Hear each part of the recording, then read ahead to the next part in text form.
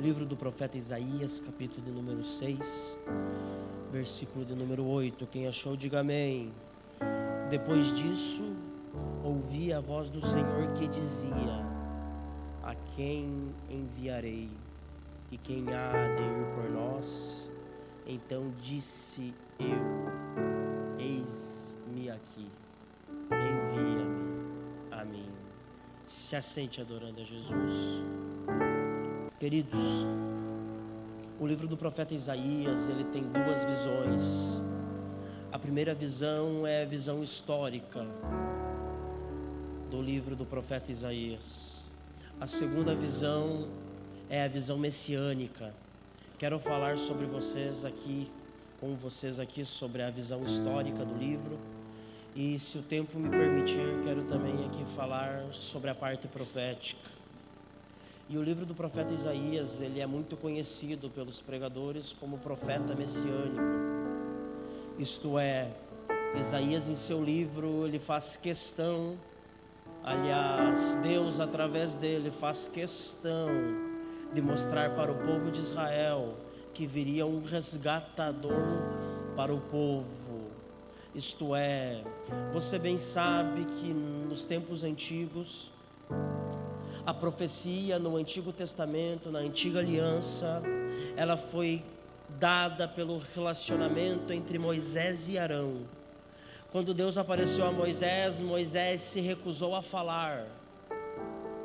E aí Deus diz a Moisés em Êxodo capítulo 7, Moisés será como Deus para Faraó, e Arão será o seu profeta. E quando o povo estava saindo dos caminhos, Deus sempre levantava um profeta como porta-voz para a geração do povo de Israel, para que eles pudessem serem introduzidos novamente em seus caminhos. Tanto é que no livro de Juízes, quando o período histórico não era ainda monarquia, mas sim teocracia, Deus levantou sempre um juiz para julgar o povo de Israel quando os seus caminhos estavam se afastando de Jeová. Ou seja, Deus estava sempre levantando alguém como porta-voz para que a sua mensagem fosse proclamada. E Hebreus capítulo 1, versículo 1 diz que Deus na antiga aliança, ele falou de diversas maneiras e de diversas vezes com o seu povo através das profecias. E as profecias, eu sei que a gente tem sobre profecia algo caótico, algo que causa confusão, mas a proposta de Deus para o povo nunca foi causar confusão. A confusão ela é causada quando um falso profeta se levanta. O desejo de Deus a respeito da profecia era sempre que aquele que estivesse profetizando, ele pudesse encorajar, exortar o povo a voltar aos caminhos de Deus. Tanto é que o Espírito Santo na época, ele não agia em plenitude como nos tempos de hoje. Na antiga aliança, o Espírito Santo, ele agia proporcionalmente. Quando Deus queria entregar um recado para o povo, Deus, o Espírito Santo, que Ezequiel diz que estava nas rodas do trono de Deus, que movimentava o trono, quando Deus queria falar com o povo, o Espírito Santo descia sobre alguém e entregava a mensagem. Tanto é que quando Davi adulterou, Deus levantou o profeta Natã para falar com o rei de Israel, que Deus tinha levantado a respeito do seu pecado. Então o profeta, ele era respeitado. Quando o profeta chegava, batia-se continência para ele. Eu sei que hoje em dia ninguém mais respeita profeta, mas a seriedade de Deus sobre a pessoa que levanta é que aonde ele chegue, seja respeitado. Porque aonde ele está, ali significa que Deus está falando. Vou repetir mais uma vez, não porque não entendeu, mas para ficar grifado aí no seu coração. Quando o profeta, quando o pastor, quando o líder, ele chega, bata a continência, porque ali Deus está falando. E o profeta Isaías, ele viveu a sua escala profética nos tempos do rei Uzias, Jotão, Acás e Ezequias. O rei Uzias, ele era um rei que para o povo de Israel foi um rei muito bom. Jotão e Acás foram reis perversos. Mas Acás, que era pai de Ezequias, quando Acás morre, quando seu filho assume, a Bíblia menciona que no reinado de Ezequias havia ainda resquícios do reinado de Davi.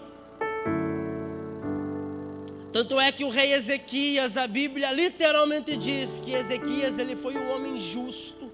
E por causa dele ter sido um homem justo, Deus acrescentou a ele tantos anos após ele ter sido acometido de sua lepra.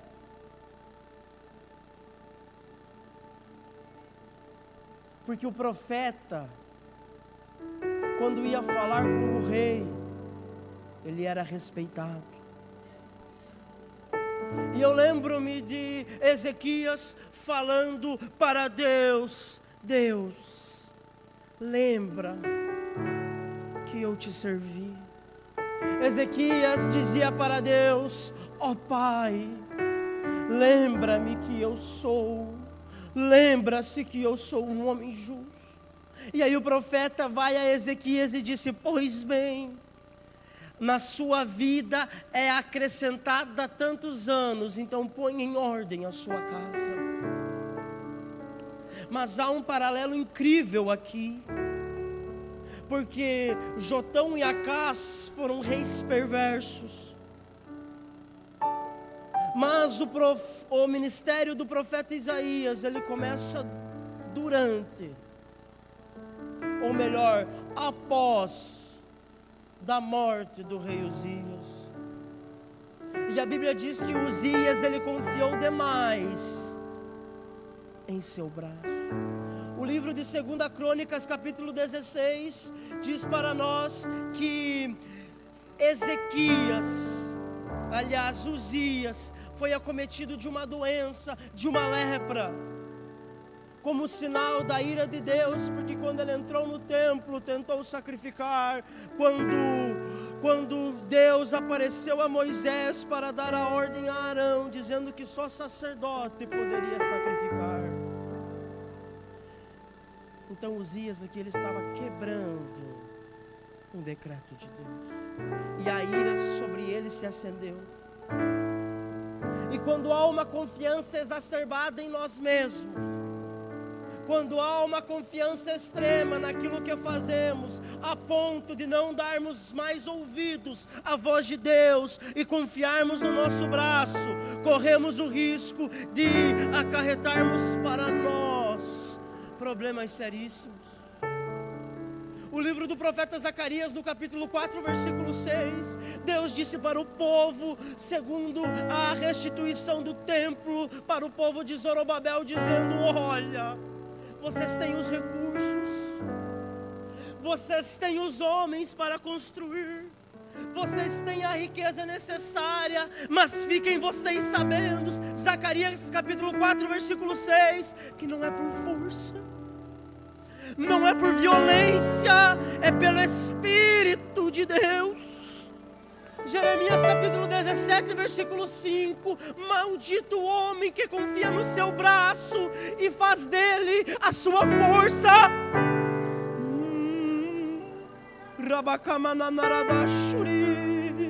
A mensagem esta noite é: deixa de lado aquilo que você pensa que você é, aquilo que você pensa que você pode, e começa a dar ouvidos para a voz de Deus.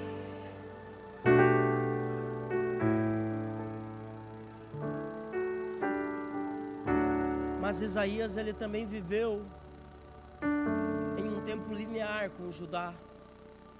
Ou seja, à medida que o povo ia se ajustando ao Cronos, ao tempo de Deus, o Kairos, o tempo do homem, era ajustado. Se o homem, ele fazia coisas perversas, Deus se levantava como um Deus perverso. Se o homem fazia coisas boas, Deus se levantava como um Deus bom. Porque aquilo que Deus faz para nós, na maioria esmagadora das vezes, não é uma ação de Deus, é uma reação para aquilo que a gente faz. Continua fazendo aquilo que você quer fazer sem dar ouvidos para a voz de Deus. E aí quando o dia mau chegar na sua vida, você vai achar todo mundo para culpar, mas a culpa é sua. É muito fácil chegar para Deus, você jovem, e dizer: olha, você não quis me dar a faculdade que eu quis. Mas Deus estava dizendo: mas você nem estudou. É fácil você querer montar uma empresa e colocar a culpa em Deus, porque você não montou, porque não teve coragem. É muito fácil você não adquirir o cargo que você quer na empresa. É muito fácil você não adquirir êxito ministerial e culpar a Deus. Mas Deus está dizendo: mas você confiou no seu braço, não confiou em mim. O que eu acho engraçado é que o povo que mais viu milagres foi o povo que Moisés, no livro do Shemote, no livro do Êxodo, o livro que marca a saída do Egito, foi o povo que mais viu milagres, mas também foi o povo que mais murmurou. Então Deus, ele vai controlando as suas ações conforme o nosso livre-arbítrio. Eu sei que você aprendeu que livre-arbítrio é você não pecar, mas não é isso. Livre-arbítrio é você ver o mal e escolher fazer o bem. E o rei Uzias, ele já estava recluso, ele já estava sentenciado à sua morte. E aí o povo de Judá começou a perecer, porque eles viram um Deus que estava os abençoando, porque o seu rei era um rei bom. Os últimos 20 anos tiraram os ídolos das casas. Nos últimos 20 anos Deus falava. Mas quando Uzias morreu, o povo desesperou, porque agora um rei perverso iria assumir em seu lugar. Então, quando ocorre a morte do rei Uzias, Isaías ficou decepcionado, porque ele viria um rei perverso assumir o lugar de um rei que outrora foi bom. E a angústia, o medo, aquilo que era iminente para a vida de Isaías, viria à tona em seu coração. E acima do naufrágio das suas esperanças terrenas, rompe na alma de um jovem a visão de um Deus que está acima de nós. Isaías capítulo 6, versículo 1. No ano em que morreu o rei Uzias, eu vi ao Senhor assentado em um alto sublime trono. Os sonhos de um reinado que era bom, agora este sonho despedaçado, que era um reinado coerente com aquilo que Deus e Judá precisavam, finalmente deixaria de vir à vida. E quando eu vejo Isaías nesse período histórico tão difícil, eu vejo aqui que as nossas maiores revelações, os maiores mistérios que Deus tem com nós, serão também no nosso momento de maior angústia. Sabe por que Deus te usa quando você não está legal? Porque não é você, é Ele. Sabe por que Deus elevou o seu cargo na sua empresa, mesmo você não sendo um bom funcionário? Porque não é você, é Ele. Sabe por que Deus faz E no meio de um período tão difícil em que nós estamos vivendo, a igreja do Senhor sempre encontra repouso, porque não somos nós, é Deus. E Isaías, ele estava vivendo isso. E eu quero levantar uma palavra profética para a sua vida. E se você entender de glorificar, glorifique. As suas maiores revelações que você terá em Deus será naquele momento em que você está acabado, que está difícil. E se você chegou assim hoje, eu tenho uma notícia para você: o socorro de Deus virá sobre a sua vida.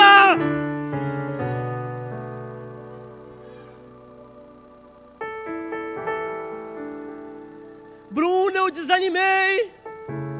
Não desanime, porque é nesse momento que Deus vai se manifestar em você. E o trono de Judá aqui, ele foi desocupado pela morte do rei.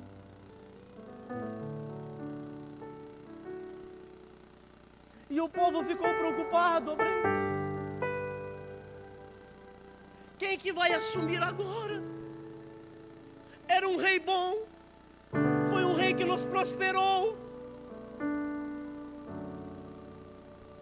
O povo estava clamando a Deus, pedindo uma intercessão. O povo estava preocupado. Eu imagino o povo pensando: se o rei morreu porque pecou, nós pecamos também. Porque na época o rei, depois do profeta, aliás, antes do profeta, o rei, ele era a autoridade máxima. Então se um rei pecava, automaticamente o povo pecava também. Então imagina só, o que será de nós? É uma conjectura, tá? Mas imagina o povo dizendo: quem há de vir por nós?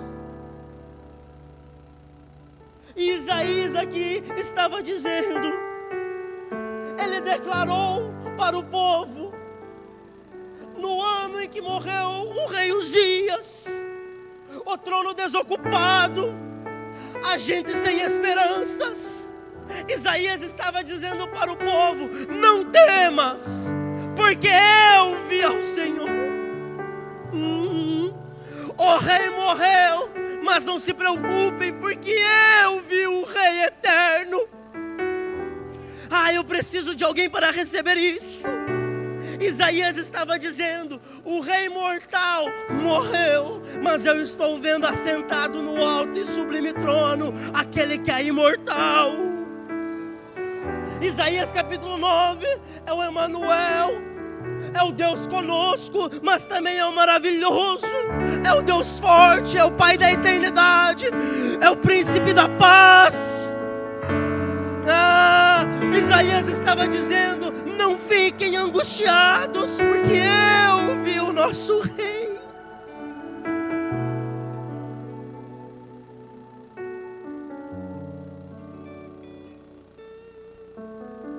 E eu acho interessante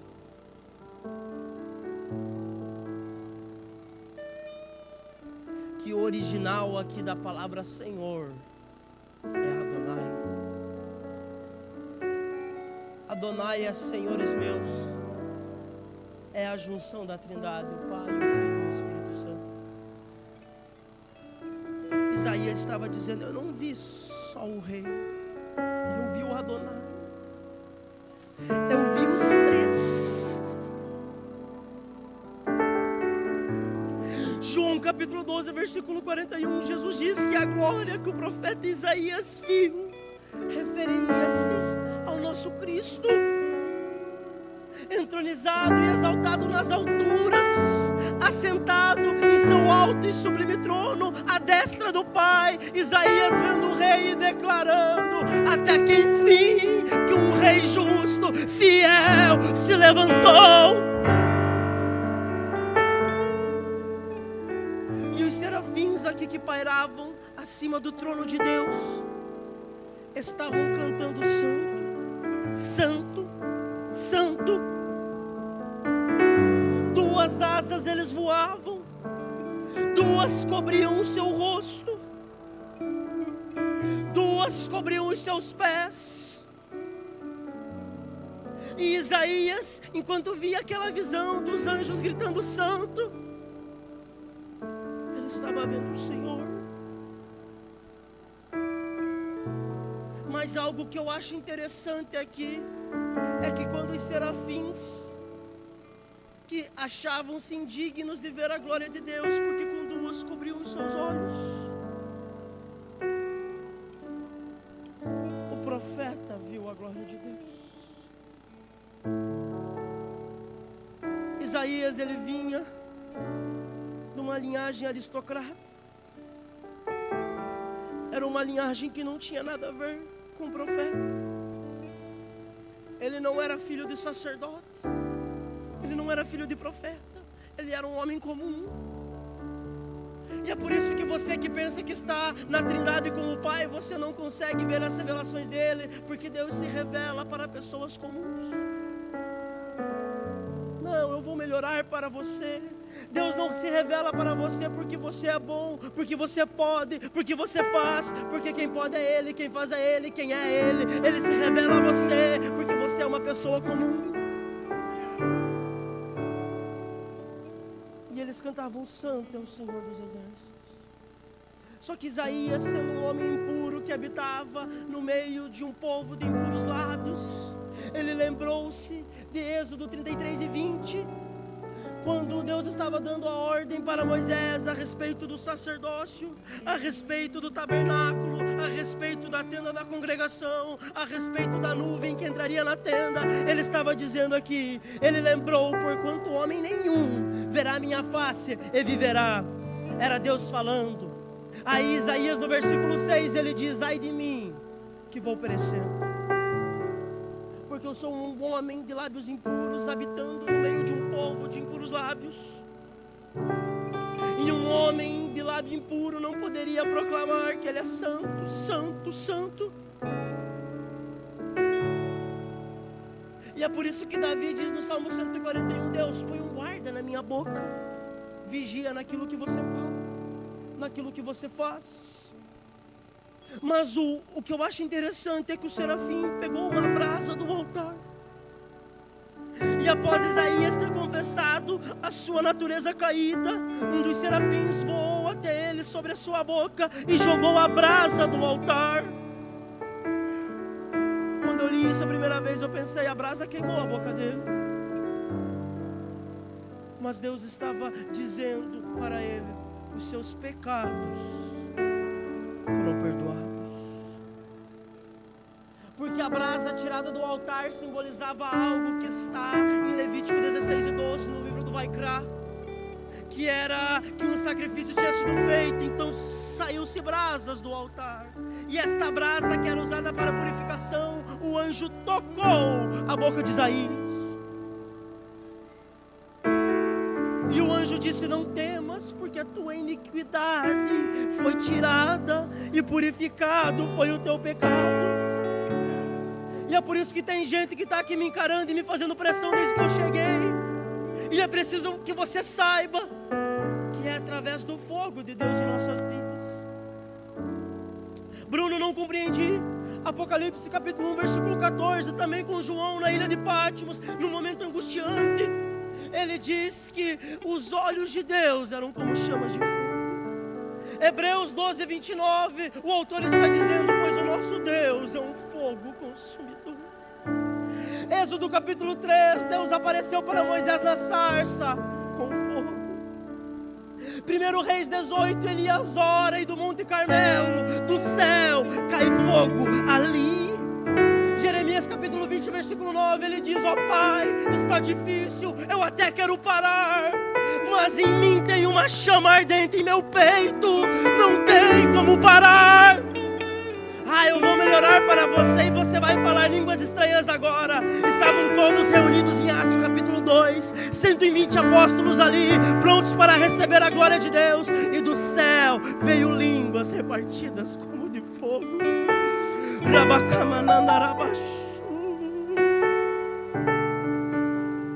É por isso que você tem que glorificar, é por isso que você tem que louvar. É por isso que você tem que reconhecer que não é você, porque se você reconhece, ali Deus entra. Eu vou repetir.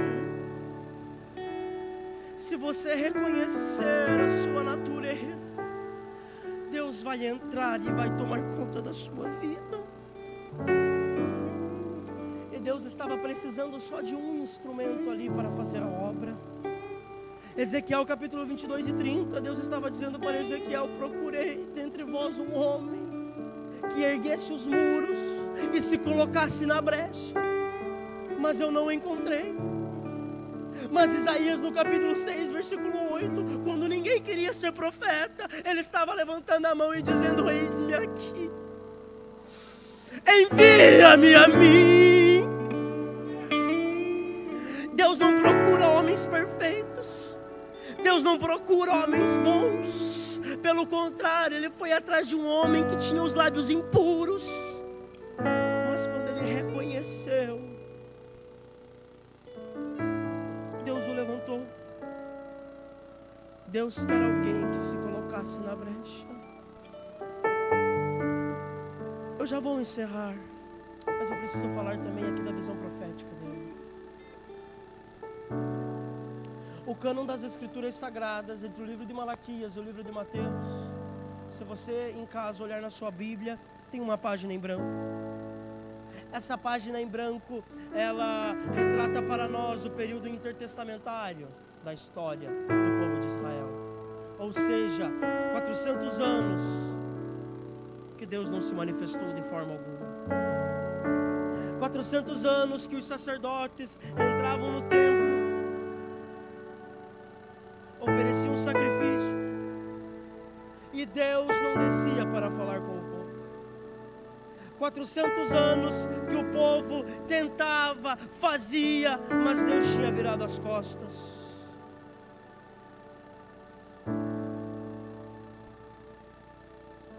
Mas nessa visão profética de Isaías do capítulo 6, versículo 8, não era Isaías que estava falando. Era quando houve a crise na terra e todos estavam vendo o que acontecia. Jesus, à destra do Pai, levantou a mão e disse: Pai, o Senhor tentou, mas o ser humano sofre, o ser humano tem imperfeições, deixa eu ir lá. Mas faz o seguinte, Pai, João capítulo 1, me leva para lá como carne, como homem, para que eu possa mostrar para Satanás que é possível nascer homem e ir morar no céu. Jesus levantou a sua mão destra do Pai e estava dizendo: eis-me aqui, Pai, agora deixa comigo, envia-me a mim.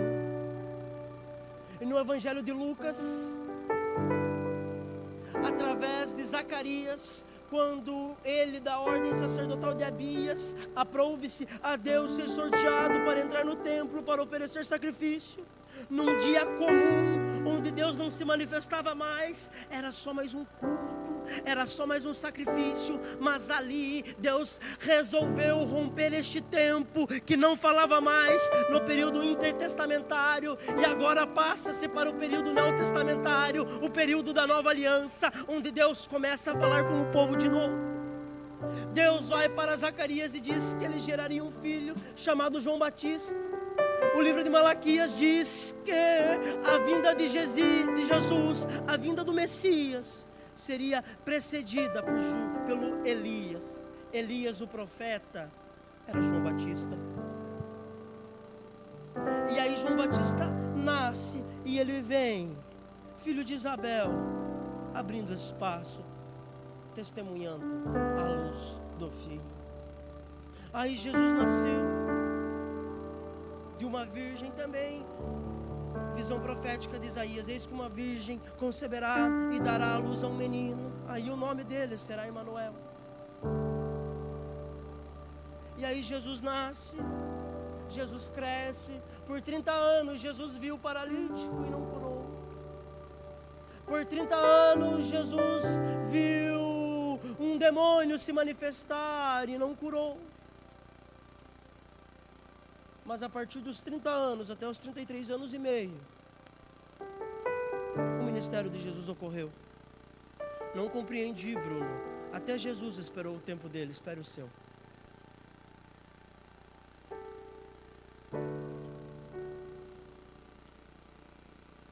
Eu vou falar de novo. Espere o seu tempo. Porque aquilo que é gerado no altar, Deus cumprirá a fio aquilo que te prometeu. E aí Jesus cumpriu o seu ministério, foi para a cruz, para dar vazão aqui à profecia do profeta Isaías. Jesus foi para a cruz. Hebreus capítulo 5, versículo 7, quando aparece ali o rei de Salém, ao qual Abraão prestou dízimos, o autor aos Hebreus está dizendo que Jesus é sacerdote segundo a ordem do rei Melquisedeque, rei de Salém. Isaac, quando foi para o Moriá, estava apontando para Cristo, mas Isaac não poderia perdoar pecados, porque não era sangue inocente, tinha pecados. Adão, o primeiro homem, Romanos capítulo 5 diz que apontava para Cristo. A rocha que Moisés feriu apontou para Cristo. Aí o autor aos Hebreus no capítulo 10 diz que Jesus foi o nosso último sumo sacerdote. Então, quando ele foi para a cruz e foi crucificado, o véu se rasgou de cima para baixo e Jesus entrou para chancelar o tabernáculo celestial. Não compreendi, Bruno. Agora vem a sacada que eu queria te falar desde o início. O nosso último sumo sacerdote chancelou o tabernáculo celestial. E aquilo que havia separação entre Deus e o homem, Deus estava dizendo através de Jesus: agora tem livre acesso. Eu vou repetir. Deus estava dizendo através de Jesus: a partir de agora, a separação que havia entre Deus e o homem por causa do pecado de Adão, agora, através do segundo Adão, que era Cristo, não existe mais separação nenhuma. Tem livre acesso para mim. Se coloque de pé, por favor.